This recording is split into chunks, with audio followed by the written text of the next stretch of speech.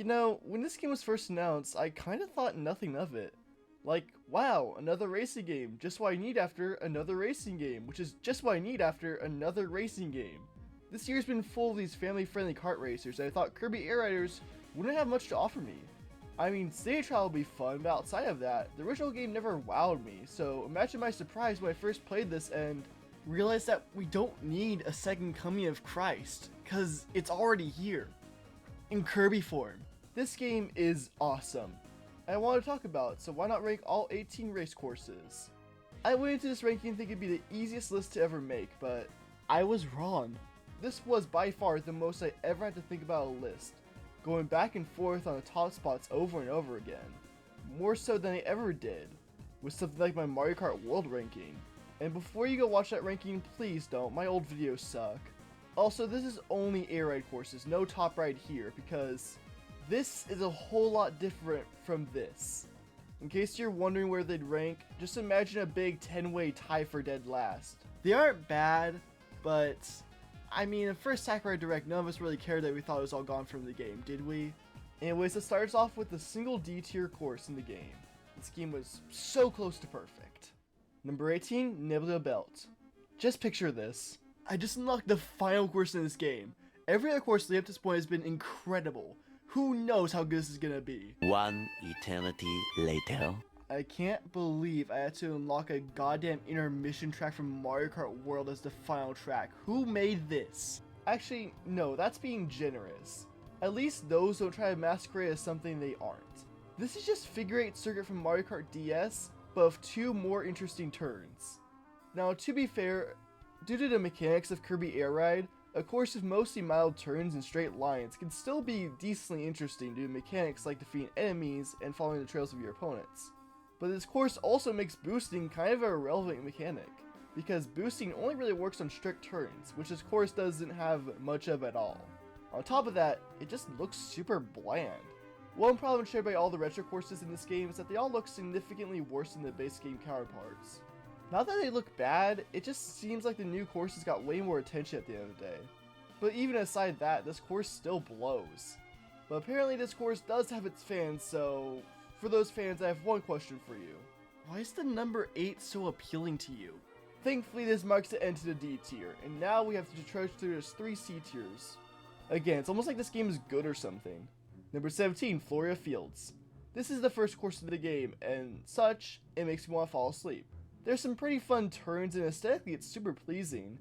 I especially like the fields of flowers. It reminds me a lot of something like the Wicked for Good sets. Simply gorgeous to look at. And hey, this course is a better experience than that movie, so there's that. What? Come on. Of course I care about the green lesbian movie. I have other interests besides video games. But yeah, I mean, look at the minimap. It just kind of shows there ain't much here.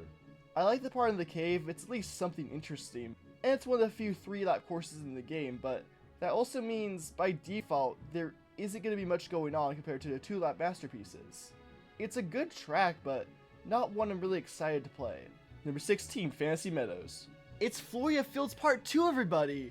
The world's least anticipated sequel. Or really, I guess, prequel, since this is a retro track. But honestly, despite it coming first, there's a lot more going on here. There's a few more boost pads, and racing through a tree cave is actually pretty fun, with super small and tight straightaways making you really have to fight for space. Okay, maybe a lot was stretching it. Yeah, still not a ton of crap here, but I mean, we are still in C tier. It's basically just a mildly interesting circle. There isn't much else to say. Number 15, Cavernous Corners. I really wanted to like this one because at first it's super solid. You start from this really cool jungle area before drifting into a mining facility, before being flooded to a whole temple. It's super cool and some of the best parts in the game. You also have tons of obstacles to dodge, like these golems and these falling boulders. This should be one of the best courses in the game, so why is it ranked so low? Well, does this look fun to you?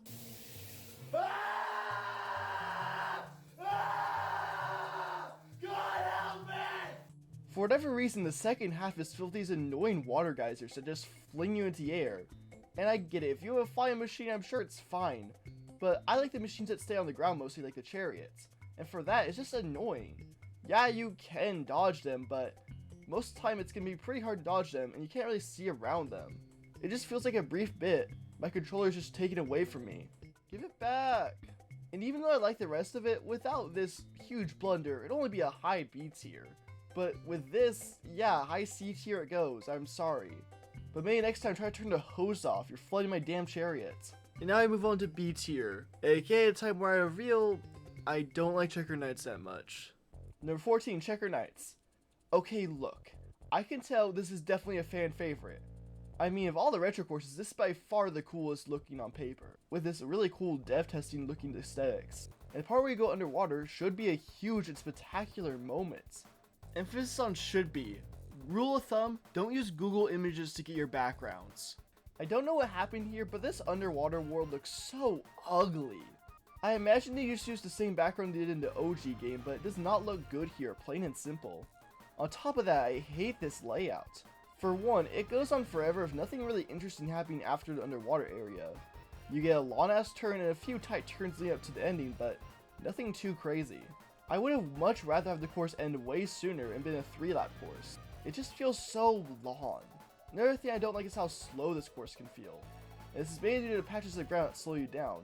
They can feel impossible to avoid in some sections for me, and I know it's a skill issue, but I just don't find it very fun. Especially when they're on this spiral turn with all these obstacles here. It just feels like too much. I don't know, it's a fine course, but there's just enough small issues holding it back. Number 13, Frozen Hillside. This is a course that does nothing special, but also does nothing wrong at all. The parts where you feel like a bobsled barreling down the slopes is really fun, but everything else is just, eh. I guess you could say this course isn't very cool. You see, you get it, because traditionally ice is considered quite cool. I just feel like I forget the entire middle chunk of this course. It's not very memorable. The opening is solved, tons of branching paths, but the middle part is okay at best. And even the good parts don't wow me like some of the other parts in the later courses. I wish I could like it more, but it just isn't that great. Number 12, Ertopia Ruins. Another course with nothing really too bad, but nothing too special either. I just feel like a lot of things done here are just done better way later in the game. Or even earlier in the game. I like the part of all the jumps, and that's pretty fun. There's some cool shortcuts here and there, but I do love how it looks. The ruins look so ancient in particular. I love the aesthetics here a ton. Honestly, I just wish the gameplay could match how it looks. Basically, this course is like a really hot girl, but she's also a bitch. And like really high too. Number 11, Celestial Valley. I really want to like this course, but it's almost like the exact opposite of the last course we talked about. It's not much of a looker, but the gameplay is pretty decent. I love all the jumps you can do, and the shortcut with the grind roll here is super fun to pull off. I also love the cave section where you can choose which cave to go down. Plus, even though there's not much gameplay there, the water section is super fun to go down. But man, this course is ugly as sin, my god. It just looks so empty. Like on the surface, there's a good idea here, but it just feels so empty. It's a barren cliffside with nothing going on. It makes it clear that in this game, there are some favorite children, and none of them are the retro courses. Overall, still a really good course, but definitely not as good as the ones coming up. And with that, we are at A tier, which means over half this game's courses are in A tier and above. That's pretty damn good. Can you tell I like this game? Number 10, Sky Sands. First of all, I love this course aesthetics a ton. It's easily the best looking of all the retro courses. The turns here especially feel super nice with tons of tight corners, and if you hit the edge of them, you get even more speed. Plus, I love the addition of all the coral around the place. It gives this place a lot of world building to it. It makes this place feel super lived in, which is ironic because if anything, this detail implies this land is dead as hell. I also love the secret path you can activate here too, leading to a lot more thinking on the player's part. Nothing too crazy here, but still a really solid course. Number 9, Magma Flows. Yeah, it usually does that. Dumb name aside, this is a really awesome course.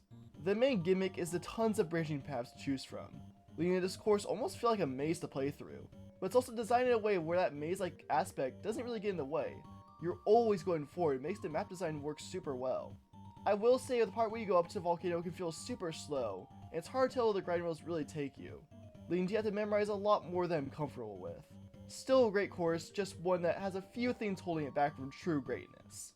Number 8, Crystalline Fissure. Before I say anything else, this part, cool as hell. Everything else is fine. I like the part where the dragon spits out the crystals, and aesthetically this place is so fun to look at.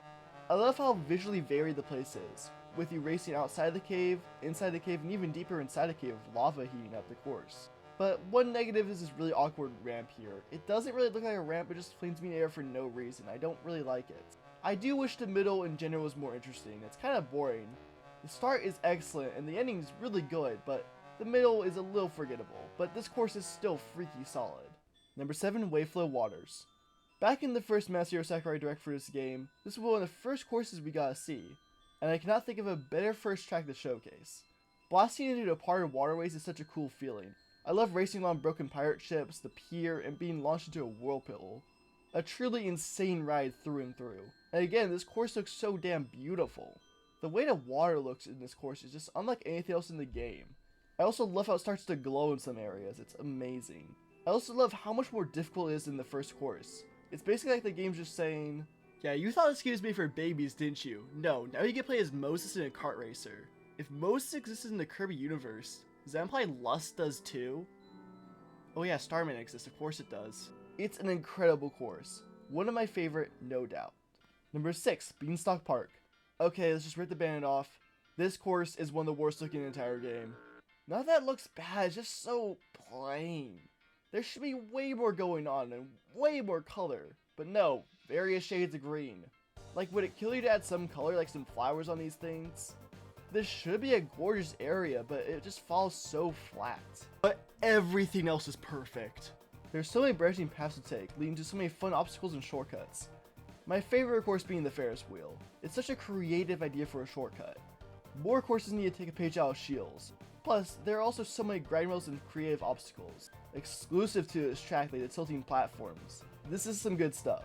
It just sucks it looks so bland. If this was given the same graphical polish as the other courses in the game, this could have been an easy S tier, but sadly it has to go here. Number 5, Machine Passage. Easily the best looking of all the retros. So much is going on non-stop, it makes this course feel so alive. And there's so many fun alternative paths. Even from the first turn, you're given 3 options of where to go, and you're given so many choices throughout the entire course to match with this. Plus there's tons of unique obstacles like conveyor belts and pinball bumpers. I will say nothing here is the peak of the game, but not a single thing is mediocre. This is a near perfect course, just one that's a little shy of S tier. Which means not a single retro course made it to S tier. I think it's clear which game is the better game. And now here we are, S tier, the best of the best. Starting off with number 4, Mount Ember Falls. Is that a course or a command? Man, that joke works a lot better with Mount Wario. Holy crap. This is one of the 2 courses in the game that's a single lap, and it earns that distinction. You start on top of the mountain with snow falling down before descending down and barreling down the autumn mountainside, before ending in a gorgeous beach, taking the scenery as you sprint to the end. This course really feels like a journey like no other. I will sadly say there isn't many unique obstacles here to really make it stand out, other than the tight and super awesome turns. But it's hard to really knock this course because it does so much good. I do have one complaint though. Why does this wheelie spawn here? Who's gonna use it? It's literally a beginner's trap. If you go for it, you're gonna lose because water's gonna slow you down. And for that, I have to give this game a 0 out of 10. Oh wait, Starman's in the game. Instant 10 out of 10, my mistake. Number 3, Siberian Highway. I love digital worlds and games. Gotta be a top 5 genre of all time for me. From Cyber's World and Deltarune to the only interesting level in Sonic Superstars, these are great. And this joins that lineup of being so awesome. Not only do you have the extremely creative theming, but it's also an actually interesting course outside of that, which is especially cool considering it's called a highway. After Mario Kart World, I thought that would never work. There are so many fun and unique turns and fun obstacles. My favorite being the part where you choose to grow or shrink. It's such a creative idea for a course gimmick, it's awesome. I also love how the course falls apart at times, revealing a grind rail at the end. It's pretty cool. I love this one, man. An easy 10 out of 10 course. Number 2, Skiing Bus Forge. This does not feel like a Kirby area in any way. It feels more Final Fantasy if anything, which is one of the reasons I love it. It just stands out so much. It feels like a lived-in world with so many details packed into every little corner of this incredible track.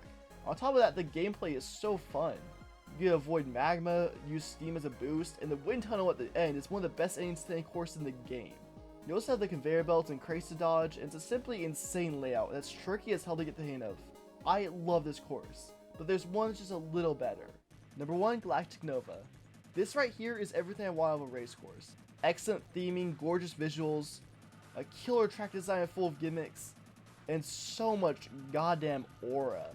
This course is a constant battle between this planet and Nova, which by the way, Nova is the funniest villain of all time. My boy Zora just wanted to move a little bit, and Nova just said, "Screw you, here's all the ways I'll kill you. Number 1, spiders." So getting to see him destroyed here is simply perfect. You race through the inside of him and take out his core in this exhilarating race I will never forget. It's a simply incredible course that's so well themed and feels like an adventure. Also, apparently you can do this while racing on it. 10 out of 10. And that's my list. Do you agree or disagree? Leave your thoughts in the comments below. And anyways, it's been real, and I'll see you in the next one.